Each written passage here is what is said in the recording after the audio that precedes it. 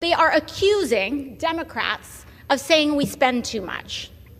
For anyone that wants to entertain that thought, I ask you to think about the last time a person has said in this country that the government does too much for them, that their Social Security check was too high, that teachers are paid too much. When was the last time anyone has heard or seen that? This was one of those House floor moments that just slices right through the Washington BS. They always trot out the same tired line.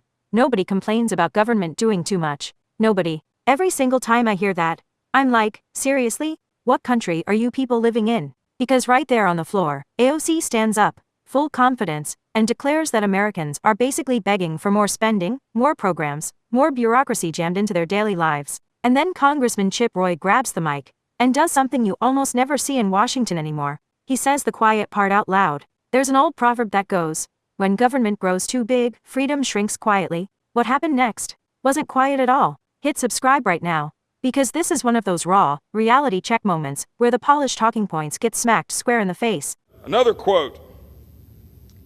President Biden already lowered the deficit by $1.7 trillion. They say his budget would cut the deficit by another $3 trillion by eliminating wasteful spending on big oil and pharma, we're told. But it is in fact our Democratic colleagues who prefer to maintain their massive subsidies for the elites and the wealthy in their so-called Inflation Reduction Act just last year. My friend from New York, Ms. Ocasio-Cortez, said, quote, I ask you, think about the last time a person has said in this country that the government does too much for them. When was the last time anyone has heard or seen that? I'll say it. I'll say it right here. I don't want the government doing most of the things that the government is doing to interfere with the ability of the American people to carry out their lives. Federal, state, and local. When was the last time you had a bureaucrat show up and you said, oh joy, thank you, I'm really glad there's a bureaucrat here? When was the last time you were thankful for $32 trillion in debt, $100,000 almost for every man, woman, and child in America? Anybody thankful for $32 trillion in debt? Anybody? Anybody thankful for a border that's wide open being exploited by cartels while fentanyl comes in and kills our children? Everybody thankful for that Department of Homeland Security that doesn't actually secure the homeland? Everybody thankful for an FBI that went after Scott Smith and labeled him a domestic terrorist for daring to defend his daughter in a school board meeting because she was assaulted in a bathroom? Anybody thankful for the IRS knocking on your door, auditing the poor and the minorities 3 to 5 times more? People thankful for that? Are you thankful for the EPA or the Department of Interior that sent a man to prison because he had some ponds on his ranch in Montana? We have a government that is weaponized against the American people and is undermining our liberties, and they want more of it. My colleagues on the other side of the aisle want more government. They want more taxes. They want more spending. They want more bureaucrats knocking on your door. Massive amount of battery production. And by all indication, the vast majority of that Congo production is controlled by China. A huge amount of that has child labor and other issues that we've talked about. And you got trafficked child slaves that are reported in the production of it. Why on earth would we want to limit the ability of Americans to go mine cobalt? Now, I might say, well, that's kind of great because I actually still want the internal combustion engine. I actually think it's more affordable and better for the American worker who wants the plumber in San Marcos, Texas to be able to go to work and afford the car. But if you buy into the motion of having, EVs that you can drive all over creation, even if you're from Texas and you had to do like I did, I appreciate the chairman pointing out the passing of my grandma. I had to drive 6 hours, like 300 miles to go see my grandma Thursday before she passed away, and 6 hours back. I couldn't do that at an EV. I wouldn't be able to make the round trip in time. But okay, assume we were able to ever produce batteries that last long enough, the charging stations, all the stuff. Why would we get rid of the American production of it? Thank you. There are several different components to your question. I want to make sure that I address them. First and foremost, on the issue of child exploitation, child labor. I think it is the role of the United States for us to push back forcefully on this production, and not just in the production of energy, but across the board. We see this in textile production, energy production, cobalt mining. It is horrific, and we need to make sure that our sources do not include child labor. But to get to the core of the question, too, on the China front, is that I find it interesting that there is this concern about Chinese ownership of minerals, and it is legitimate. However, the response to that seems to be deregulation specifically for companies that are largely Chinese-owned here in the United States. These companies are subsidiaries where the benefit of what we are deregulating here, and I'll give you a specific example. I would be remiss not to mention that the minerals produced specifically at the proposed Twin Metals mine that is implicated in this legislation would most likely be shipped to China for refining and smelting to be sold on the global market. These are not American-owned companies that American mined minerals would be going to. And so if your concern is the Chinese predominance of ownership in the mining market, I would be very concerned about passing this legislation. So that, I think, on the China piece there. And lastly, on the meeting our targets and mining cobalt.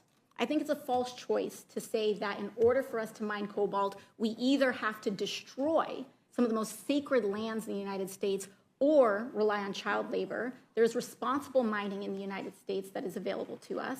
But secondly, I also find it interesting that the majority presently pushes back against battery recycling, which would allow us to open the path to reducing our reliance on mining in general.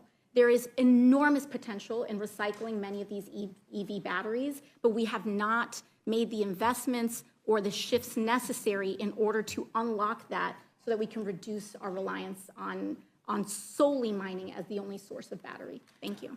Well, I appreciate that. Before I give my colleague a chance to respond, as I think he probably wishes to, I would only note that happy to have a conversation about restricting Chinese ownership of any number of corporate activities in the United States, or ownership of farmland, or ownership of land near military bases, or frankly, ownership of meat packing, production, including mineral production and so forth.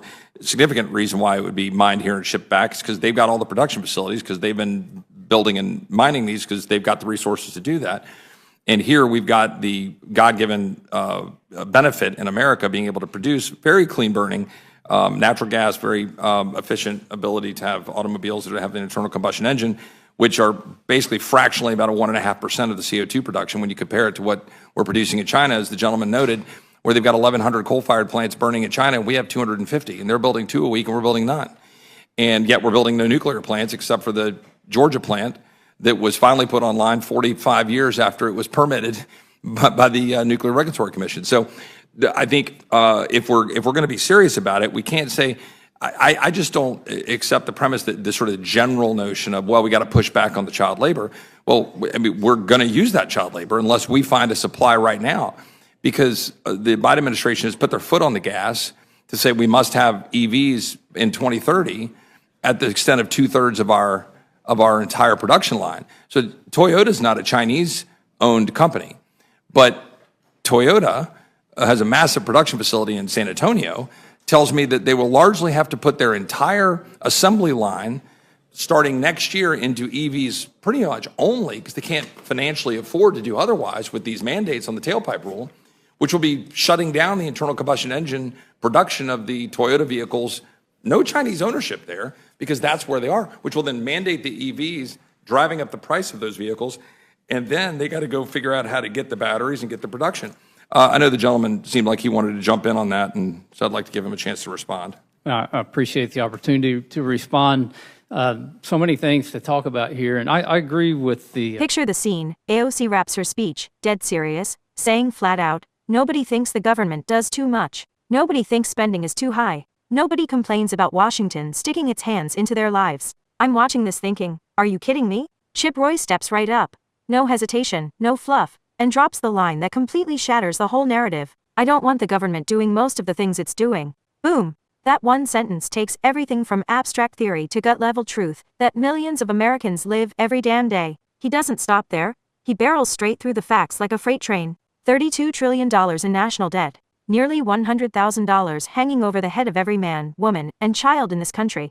Simple, brutal question. Is anyone actually thankful for that? The silence in the chamber answered louder than any comeback ever could. Is anyone thankful for a wide-open border while cartels flood fentanyl that kills our kids? Is anyone thankful for a Department of Homeland Security that somehow can't secure the homeland? Is anyone thankful when the IRS audits the poor and minorities at higher rates than almost anyone else? That's the call in the progressive argument. They love talking about the people, but what they really mean is the government acting on the people, expanding, regulating, spending, controlling. Roy flips the script hard and lays bare the ugly reality. Federal agencies weaponized, unaccountable, ballooning in size and power, while regular families drown under debt, inflation, and endless overreach. This moment wasn't fireworks or screaming matches. It wasn't emotional theater. It was cold, clear, unflinching. A straight-up reminder that liberty doesn't vanish in some dramatic overnight coup. It gets chipped away, regulated, taxed, bureaucratized, quietly, until one day you wake up and it's gone. Chip Roy just refused to let that quiet slide anymore.